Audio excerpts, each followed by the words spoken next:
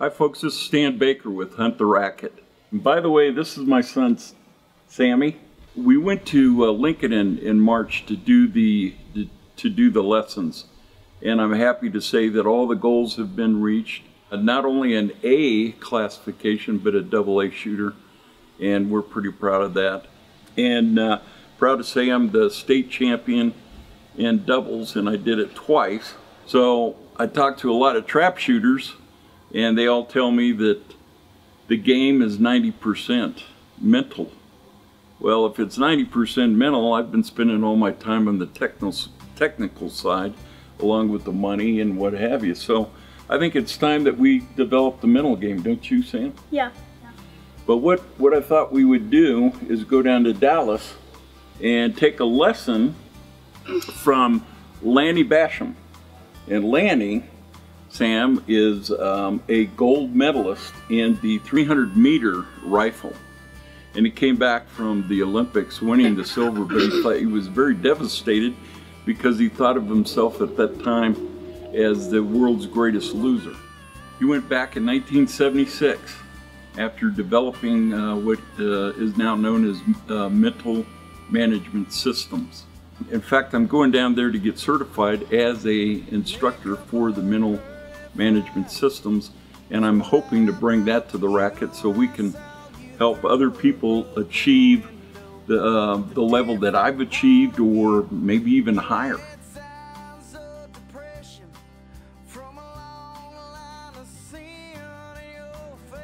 Hello. How the heck are you? Hi. Stan Baker. Good to see you. Good to see you. Have a good trip? Oh yeah. Good. Awesome. Yeah, we left at 4 in the morning.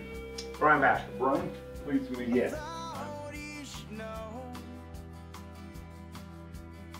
We're studying the Olympics in school, probably 6th grade. Teacher makes a statement in class, you know, it's possible somebody in this class can be Olympic champion someday. I want to have the best chance. This little boy sits next to me, jumps right up and says, "Teacher, I don't know who have the best chance, but I know for sure who have the worst chance, Lanny." That took me off. Yeah. So I started reading these books, and I found out that every single one of these guys had problems, big time problems. Some were told they didn't have the right stuff, some were so disadvantaged financially that how in the world. Wilma Rudolph had polio as a child. They told her she'd never walk. She ends up winning 3 gold medals in track. And but I got a little fired up. I stayed number 4 for 3 years. No matter how hard I worked, no matter how much I spent, no matter how many questions I got, I would go to a tournament, and one of these gun gods would beat me. If you'd have told me it was mental, I would have said, "You're crazy." Letting it happen instead of trying to make it happen, and okay. I ended up having the highest kneeling on the line, shot fine, you know, the last half of the program. That last half of my standing and all my kneeling was really good. And so I ended up with a bad score, but good enough for a silver medal. Jack, of course, wins the gold medal. But I came home from the Olympics pretty devastated that I'd blown my chance. Now, but one good thing came out of it is I knew what was wrong. What was wrong is I didn't have no game. And I refused to accept the fact that I couldn't get better at this. So my first choice was to seek out sports psychology, find the best sports psychologists around, because I mean, that's what you do, you know, that's what you do. So I went to the best sports psychologist I could find. And he says, "Well, how can I help you?" Nice guy. And I said, "I'm number 2 in the world, I want to be number 1 in the world." He says, "Oh, I'm sure glad you came to me. I am the guy. You work with me for about 6 months, I can get you okay with being number 2 in the world." Number 1 skeet shooter in the world runs our program. Number 1 archer in the world runs our program. We've got Olympic gold medalists that run there. We got 10 PGA Tour players that have won since taking our program. I'm beginning to see some parallels here. I'm beginning to see it started to come together, started connecting the dots. And I realized there's a system to this. What if I define the optimum thing to think about before, during, and after a shot and duplicate that. I can actually achieve mental consistency. I went to the national championships and I thought, I remember thinking this, I don't have to get a 10, I don't have to beat anybody, I don't have to make the team, I don't have to finish high on the leaderboard. All I have to do is preload, run a mill program. Do I know how to do that? Yeah. Then I reload. Do I know how to do that? Yeah. I'll do it this way. I'm going to say you have an anticipation, you have action, and you have a reinforcement phase. The three mental processes that we're talking about is conscious, subconscious, self-image. And what's really going to make the difference is going to be self-image. The first thing you have to do is you have to be able to respond to what you've just done in a way that your self-image is built and not broken. I recognize that the anticipation phase is critical. I know the action phase is critical, but I'm telling you the reinforcement phase is the phase that's going to separate you from the rest of the people. How you handle the reinforcement phase of a task is going to do more to put you at the top of the leaderboard than what you do at the anticipation phase. Now, I personally believe that whatever you think a thing to be, that's what it becomes.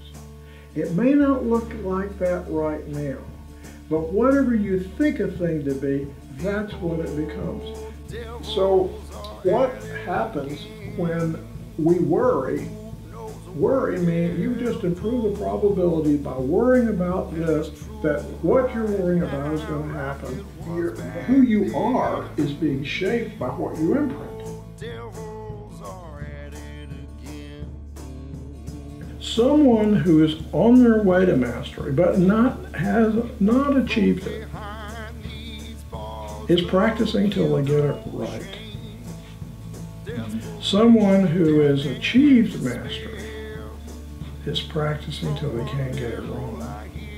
So you carefully choose your primary, you master what you've chosen, and the reason why you go to mastery is so you can get to the third step. The third step is to trust what you've mastered, because until you achieve mastery, you are trying, you are not trusting. The top 5%ers are not trying to win. They are trusting that they will. Okay, we're done with the classroom, and boy, what an exciting place to be at here. The Dallas Gun Club, probably one of the most premier member clubs in the United States. Lanny is going to watch me shoot and then maybe correct me on some of the things that we've been talking about.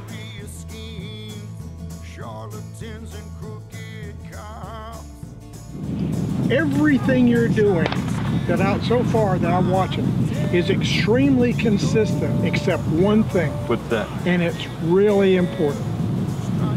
I set. If you know what, sometimes you just don't see it. I knew exactly what I did. Yeah. So what's the solution? So you go immediately from the problem to the solution. What's the solution? Picture the solution. Self-image protected. Then it's easy to let it go, and then you're ready. I always set my goals really high, because even if I don't reach them, I'll at least get better. Well, it's logical, but the self-image gets really hammered when you do that. If you don't ever reach the goals that you're reaching, pretty soon the self-image thinks you're an idiot. The minute that you start trying something else or experimenting with something else, you lose a little bit of faith in what you had, because if you really had a total faith in what you had, you wouldn't go to it. Right. You wouldn't be going.